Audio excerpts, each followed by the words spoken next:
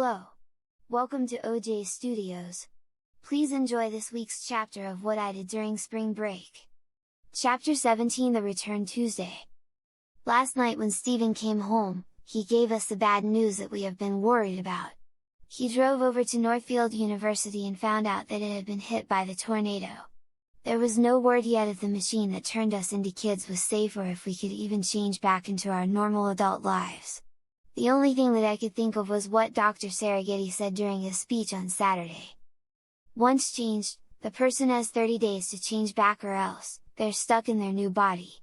His voice echoed in my mind. I guess it would not be the end of the world if I were stuck as a kid.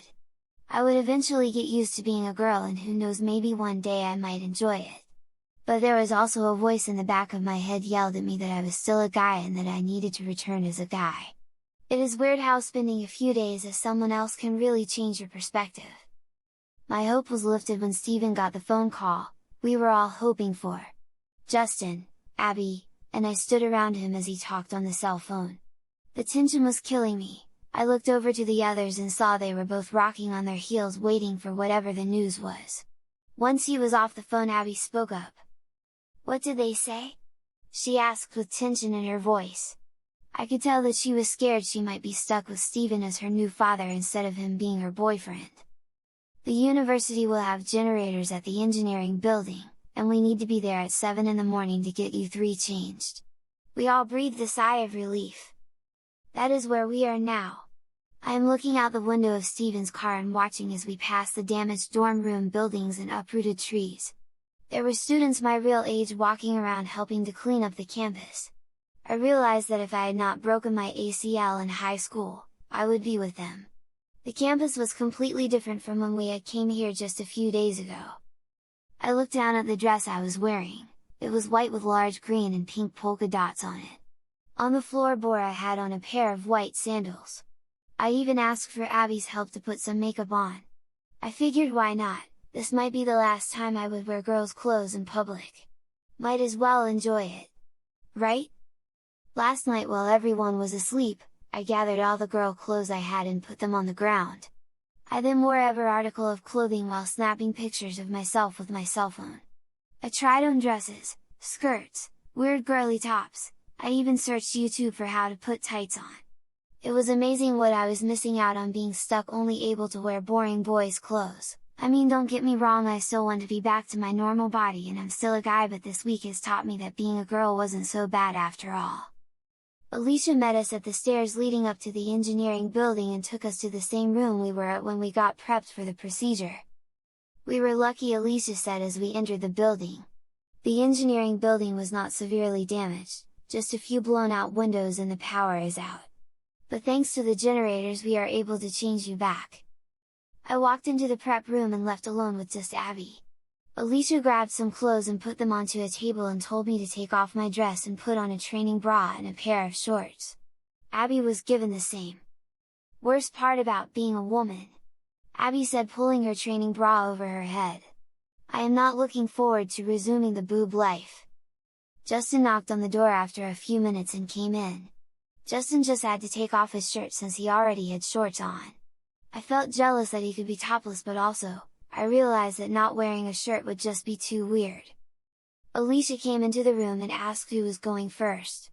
Before Justin and I could respond, Abby raised her hand and laid on the medical bed.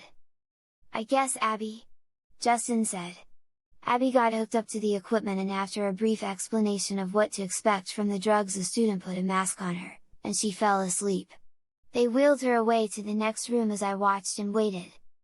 After an hour, the student came out and announced that the procedure was a success. He then asked who was next. Justin pointed over to me, but I insisted that he should go first. He shrugged and laid down on the medical bed and the students repeated the same procedure that they did with Abby.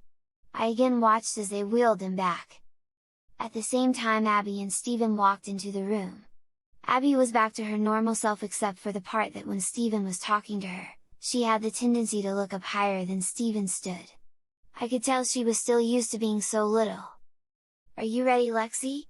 It was almost weird not seeing her so hyper, almost like young Abby and old Abby were two different people. I nodded my head and absentmindedly adjusted the bra, not used to wearing it. I know what you're feeling. Abby said, fixing her own bra strap. It's going to take a while for me to get used to mine after being flat-chested all this time. I nodded and just waited for my turn. Once my turn came up and laid on the medical bed and watched the students work around me to get me ready. Abby came up and held my hand. It was already cuffed to the bed so I could not move it very much. I looked up to her and saw her smiling sweetly down to me. She was back to being Abby, the girl I could hardly stand, but now I saw her in a whole new light. She gently squeezed my hand. "It was great having a big sister," she said, even though it was only for a few days. "Same," I replied, smiling back. "I honestly will miss having her as a sister. The time spent with her was the most amazing time I have ever had in my life."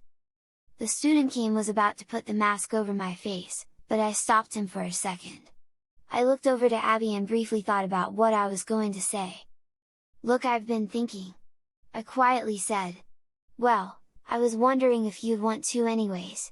I knew I was stalling for time, so I just took a deep breath and let the words flow out of me like vomit. "When I'm back to being a guy, I was hoping that you and I could still have sister time like we did this week." Abby's face lit up and her smile got huge. "Are you serious?" she asked. "Sure," I said with a little shrug.